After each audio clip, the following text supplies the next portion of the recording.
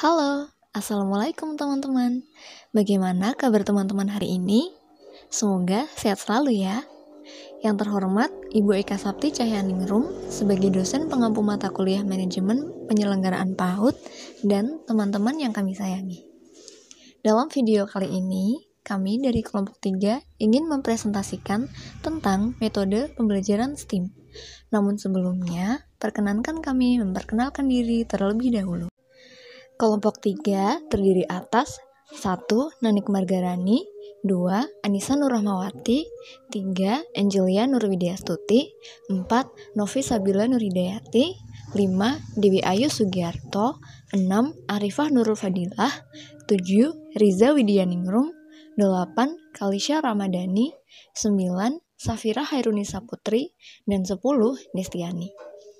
Baiklah teman-teman, tanpa menunggu waktu yang lebih lama lagi, mari kita mendengarkan presentasi metode pembelajaran STEAM. STEAM atau Science, Technology, Engineering, Arts, and Mathematics.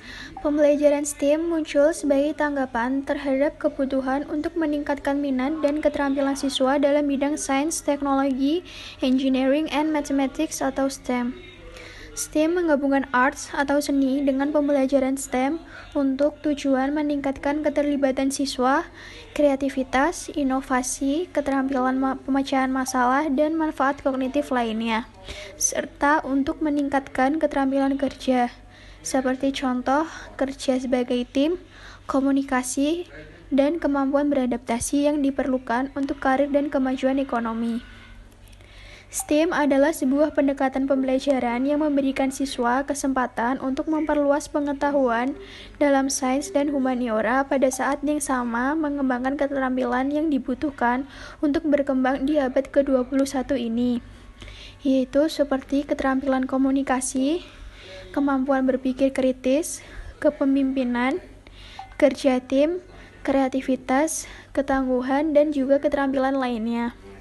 STEM ini sendiri diinisiasi oleh Rhode Island School of Design yang menambahkan arts dalam kerangka STEM. Menurut Rhode Island School of Design, tujuannya ialah untuk menumbuhkan inovasi yang berkembang dengan menggabungkan pikiran seorang ilmuwan atau teknolog dengan seorang seniman atau desainer. Penambahan arts pada kerangka STEM adalah penting sebagai praktik, seperti pemodelan, mengembangkan penjelasan, dan memunculkan kritikan serta evaluasi atau argumentasi yang selama ini sering ditekankan dalam konteks pendidikan matematika dan sains. Seni atau arts dalam hal ini tidak hanya mewarnai atau mencoret-coret kertas dengan krayon atau cat, namun menunjukkan sisi non-analitis dan sisi kreatif dari otak seseorang. Sisi otak yang memungkinkan seseorang untuk memecahkan masalah secara kreatif, yang memungkinkan seseorang untuk think outside the box. Semuanya mulai dari seni yang khas, yaitu musik, tarian, hingga seni baru seperti pencetakan 3 dimensi, termasuk dalam kategori seni. Sejarah STEAM. Berbagai upaya telah dilakukan oleh pemerintah dalam menyongsong pendidikan abad 21. Keterampilan berpikir yang harus dikuasai peserta didik dalam pendidikan pada abad 21 adalah berpikir kreatif, kritis, pemecahan masalah, dan pengambilan keputusan. Peserta didik juga harus dapat menguasai alat dan teknologi. Salah satu model pembelajaran abad 21 yang terkait dengan pengembangan soft skill adalah model pembelajaran STEAM, Science, Technology, Engineering, Art, and Mathematics. Pendiri model pembelajaran STEM. Pendiri dari model pendidikan STEM adalah Georgette Yacman, yang mendapatkan ide untuk menambahkan art atau seni ke dalam STEM akronim. Setelah melakukan penelitian dan praktikum sejak tahun 2006, berdasarkan riset The Formal Way the Subject Work Together and Correspond to the Global Socio-Economic World, ia menyebutkan jika sains dan teknologi yang ditafsirkan melalui teknik dan seni semua berdasarkan unsur-unsur matematika. Pembelajaran berbasis STEM diharapkan mampu melatih kemampuan dan bakat peserta didik dalam menghadapi masalah di abad 21. karena model pembelajaran ini mendorong siswa untuk berpikir secara lebih luas tentang masalah yang ada di dunia. Georgette Yachman lahir pada tanggal 2 Januari tahun 1974. Tahun ini berusia 46 tahun. Georgette saat ini bekerja di STEM Education. Georgette adalah peneliti dan pendiri STEM Education yang memiliki lebih dari 12 tahun sebagai pemimpin di bidang ini dan bekerja dalam pengembangan profesional sekaligus penasihat kebijakan di 24 negara pada musim panas tahun 2018. Baik, yang berikutnya adalah metode pembelajaran STEAM. Dengan semakin berkembangnya ilmu pengetahuan dan teknologi, metode belajar dan pembelajaran juga harus mengikutinya. Sebagai seorang guru, sudah merupakan sebuah kewajiban untuk terus mengikuti perkembangan tersebut. Itulah mengapa metode pembelajaran STEAM sangat cocok diterapkan dalam mendidik anak usia dini. Mengapa? Karena STEAM merupakan suatu metode pembelajaran yang mencakup berbagai disiplin ilmu, dan juga penerapan STEAM menyesuaikan usia peserta didik, sehingga sangat fleksibel dan efektif. Jadi, anak usia dini juga dapat mulai belajar disiplin ilmu sejak awal, tentunya dengan kegiatan-kegiatan sederhana dan menyenangkan. Berikut ini deskripsi metode pembelajaran STEAM. Yang pertama adalah S. Dimulai dari huruf S yang merupakan singkatan untuk science atau sains. Dalam aspek ini, anak belajar menginvestigasi, menjawab berbagai pertanyaan, melakukan eksperimen, mengumpulkan informasi, dan menalar, lalu mengkomunikasikannya. Terkadang, pembelajaran sains tidak perlu melalui buku, namun langsung dengan mempraktikannya, sehingga anak memahami secara lebih mendalam apa yang disebut sains, karena anak dapat melihat, mendengar, atau meraba secara langsung. Contoh aktivitas berbau sains untuk anak adalah menanam biji tanaman dan membuat slime. Yang kedua adalah T, atau teknologi, atau teknologi. Aspek teknologi dalam hal ini mengacu pada penggunaan alat-alat sederhana, seperti krayon dan penggaris. Anak memanfaatkan hal-hal kecil yang terkadang orang dewasa tidak menyadari, bahwa hal sekecil seperti yang disebutkan, yaitu krayon dan penggaris, merupakan bentuk teknologi. Menurut Morrison, teknologi membantu memberdayakan anak. Dengan kemampuan teknologi yang tepat, hal itu akan meningkatkan, memajukan, dan memperkaya pembelajaran. Nah, beberapa contoh kegiatan berbasis teknologi yang dapat dilakukan oleh anak antara lain permainan yang membantu mengembangkan keterampilan menulis, lalu belajar tentang lingkungan melalui website, dan praktik membaca atau menulis melalui belajar sekaligus bermain dengan aplikasi yang edukasional. Lalu selanjutnya yang ketiga adalah E, atau engineering atau teknik.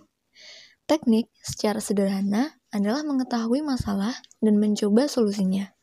Menurut Musayadah, engineering merupakan proses belajar berbasis proyek. Dalam hal ini, guru berperan penting dalam kegiatan proyek dengan menyediakan alat dan bahan yang sesuai untuk anak. Contoh sederhana kegiatan yang mengandung aspek ini adalah membuat jembatan dari barang bekas atau membuat menara dari gelas plastik lalu mengetes keseimbangannya atau memperbaiki mainan yang rusak. Yang keempat adalah A atau arts atau seni. Aspek yang paling terakhir disisipkan di mana sebelumnya hanya STEM. Dengan dimasukkannya seni dalam metode ini, anak diharapkan tidak hanya menjadi manusia yang analitis, namun juga kreatif dalam proses belajarnya. Jadi, seni bukan hanya berarti karya nyata, namun bagaimana anak melihat suatu hal dan tergelitik untuk mencari tahu. Nah, proses atau pola pikir yang terjadi untuk menemukan fakta itu merupakan bentuk kreativitas. Arts juga lebih banyak melibatkan kemampuan motorik halus anak.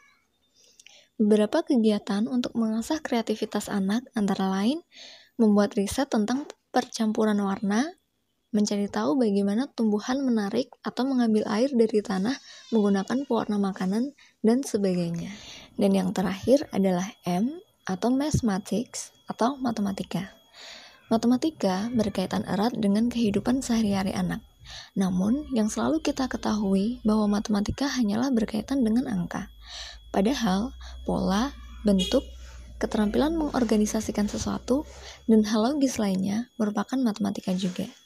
Nah, contoh kegiatan untuk mengembangkan kecerdasan matematika anak antara lain adalah praktik menambahkan dan mengurangkan angka dengan berbagai cara, lalu belajar tentang angka ganjil dan angka genap, atau belajar tentang uang kertas dan uang koin dan bagaimana cara menjumlahkannya.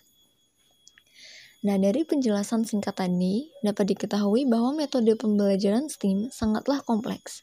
Namun, hal itu mendorong anak untuk kreatif dalam memecahkan masalah, dapat berpikir logis, berpikir simbolik, dan kritis. Selanjutnya, saya akan menjelaskan mengenai kelebihan pembelajaran STEAM. Yang pertama, meningkatkan cara berpikir siswa. Dengan memadukan 4 disiplin ilmu secara harmonis, seperti sains, teknologi, teknik, dan matematika, apabila siswa dihadapkan pada sebuah masalah, karena siswa telah belajar 4 ilmu tersebut, siswa akan lebih bisa mengandalkan cara berpikirnya sebelum akhirnya memecahkan masalah tersebut dan mengambil sebuah keputusan. Yang kedua, wawasan siswa menjadi luas. Seperti yang disebutkan tadi, STEAM merupakan sebuah pendekatan atau model pembelajaran yang memadukan 4 disiplin ilmu. Sehingga, dengan mempelajari 4 disiplin ilmu tersebut, wawasan atau pengetahuan siswa akan sangat terbuka lebar dan menjadi luas. Yang ketiga adalah siswa mampu berpikir kritis. Apabila siswa disuguhkan sebuah permasalahan atau sebuah persoalan, siswa akan berpikir kritis, seperti siswa akan mempelajari dan mencari tahu masalah apa sih yang dipersoalkan. Apabila siswa sudah mengerti, selanjutnya akan mencari tahu aturan dan hukum dalam menyelesaikan sebuah persoalan tersebut, dengan harapan siswa tidak akan salah langkah. Kemudian, siswa akan mencoba mencari cara dan berusaha memecahkan masalahnya hingga masalah tersebut terpecahkan. Yang keempat, siswa akan lebih mudah menyelesaikan masalah. Dengan siswa mampu berpikir kritis dalam setiap menyelesaikan masalahnya, tentu akan memudahkan siswa apabila ke depannya siswa dihadapkan oleh berbagai masalah lainnya. Yang kelima, kolaborasi atau kerjasama bisa membuat siswa lebih efektif. Setiap komponen dari disiplin ilmu STEAM, apabila dipadukan khususnya pada sebuah pembelajaran, dapat membuat siswa memecahkan sebuah masalah dengan baik dan efektif. Efektif yang dimaksud adalah dalam memecahkan sebuah masalah atau ingin mencapai sebuah tujuan, siswa akan memilih cara yang benar dari beberapa alternatif. Kemudian, siswa dapat mengimplementasikan pekerjaan tersebut dengan waktu yang cepat. Kelemahan atau hambatan pembelajaran STEAM. Yang pertama, persiapan mengajar yang buruk dan kurangnya ketersediaan guru STEAM yang berkualitas. Kualitas persiapan guru sangat penting untuk membantu siswa mencapai standar akademis yang lebih tinggi. Guru yang akan didedikasikan untuk mengajar STEAM harus dilengkapi dengan pengetahuan konten atau content knowledge yang mendalam tentang STEAM dan keterampilan pedagogis yang tinggi untuk mengajar siswa agar dapat membantu siswa mencapai pemahaman mendalam tentang STEAM. Yang kedua, kurangnya investasi dalam pengembangan profesional guru. Mentoring kerja guru baru oleh guru yang sudah berpengalaman sangat dibutuhkan. Dengan adanya mentoring, guru baru akan memperoleh peluang untuk berkolaborasi dengan rekan kerja yang sudah ahli dan mendapatkan bantuan dalam mengelola tugas. Hal ini akan memungkinkan mereka melaksanakan proses pembelajaran dengan efektif. Yang ketiga, persiapan bahan ajar yang kurang. Semua bahan ajar baru harus memberikan pedoman yang jelas untuk semua beban kerja dan kegiatan kelas yang akan dilakukan. Kegiatan hasil belajar yang jelas dan spesifik diidentifikasi. Guru tidak hanya dapat memusatkan instruksi mereka pada hasil belajar tersebut, tetapi juga menghubungkan penilaiannya langsung dengan hasil belajar. Yang keempat, penyampaian konten dan metode penilaian yang kurang. Metode pengajaran menentukan jumlah pengetahuan yang diperoleh peserta didik. Guru sebagai fasilitator harus memiliki pengetahuan tentang subjek dan memiliki keterampilan yang diperlukan untuk mempengaruhi pengetahuan siswa. Ketika proses pembelajaran tidak efektif, maka siswa hanya sedikit atau sama sekali tidak mendapat pengetahuan dan pengalaman baru. Ini menyiratkan bahwa guru harus berusaha untuk memahami metode dan strategi pembelajaran yang tersedia, kemudian memilih yang sesuai dengan karakteristik materi, gaya belajar, dan karakteristik siswa. Yang kelima, buruknya kondisi fasilitas laboratorium dan media pembelajaran. Ruang kelas adalah area terpenting di sekolah tempat siswa menghabiskan sebagian besar waktunya. Waktu dan kepadatan di ruang kelas dapat membuat fasilitas aktivitas siswa menjadi kurang efektif. Oleh karena itu, lingkungan kelas atau laboratorium harus dibuat kondusif untuk belajar. Namun banyak sekolah tidak dilengkapi dengan peralatan dan media pembelajaran yang diperlukan. Oleh karena itu juga, guru harus pandai dan harus belajar berimprovisasi. Oke, untuk yang selanjutnya adalah penerapan metode STEM. Salah satu metode pembelajaran yang cocok diterapkan pada masa pandemi adalah metode pembelajaran STEM. Metode STEM ini mencakup disiplin sains, teknologi, teknik, seni, dan matematika. Dengan metode ini, anak-anak dilatih untuk berpikir kritis dengan belajar memecahkan masalah menggunakan alat teknologi dan strategi belajar kolaboratif yang kreatif. Peran pendidik dan orang tua sangat diperlukan untuk memberikan dukungan pada metode pembelajaran ini. Beberapa standar yang harus disiapkan sekolah dalam menerapkan STEM. Yang pertama, kepala sekolah dan timnya harus menjadi penggerak perubahan, bertindak strategis, berfokus pada pembelajaran, dan terbuka pada masukan serta ide orang lain dalam kepemimpinannya. Yang kedua, guru dan karyawan profesional harus memiliki kepercayaan dan nilai perubahan, kualitas pengembangan profesional yang berkelanjutan, dan kemampuan untuk bekerja sama. Yang ketiga, sekolah harus mampu merangkul peran serta orang tua yang mendukung program pengembangan sekolah. Yang keempat, penuntun pembelajaran yang mengatur pengorganisasian kurikulum yang mengakomodasi perubahan dan perkembangan yang terjadi. Dan yang terakhir, iklim belajar sekolah harus berpusat pada anak. Baik, selanjutnya adalah pembelajaran STEM di Indonesia. Nah, pembelajaran STEM di Indonesia itu sebenarnya sudah dilaksanakan dalam kegiatan hariannya, akan tetapi belum ada penekanan-penekanan yang berarti. Contoh kegiatannya itu salah satunya adalah mencampur warna atau eksperimen-eksperimen lainnya yang sejenis. Nah, berdasarkan survei kami di web, ada beberapa lembaga PAUD yang sudah menyelenggarakan pembelajaran dengan metode pembelajaran STEM ini. Mereka melaksanakan pembelajaran STEM ini dalam seminggu 1 atau 2 kali, jadi tidak dilaksanakan setiap harinya. Tujuannya agar ada variasi dalam pembelajaran sehingga anak tidak mudah bosan. Untuk media yang digunakan juga mudah didapatkan, misalnya seperti memanfaatkan barang bekas yang sudah tidak terpakai lagi. Contohnya itu kardus, botol, kertas bekas, dan barang-barang bekas lainnya.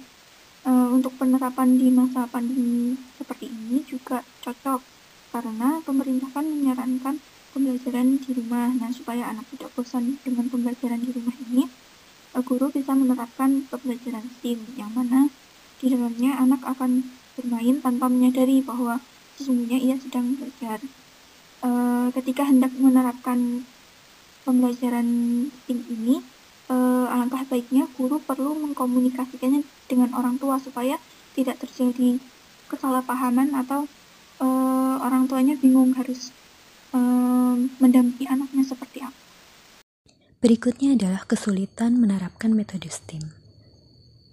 Metode STEM sebetulnya tidak sulit untuk diterapkan baik di sekolah maupun di rumah. Namun, ada beberapa poin yang dapat menjadi penghambat atau penyulit untuk mencapai kebermaknaan dari penerapan metode STEM ini sendiri.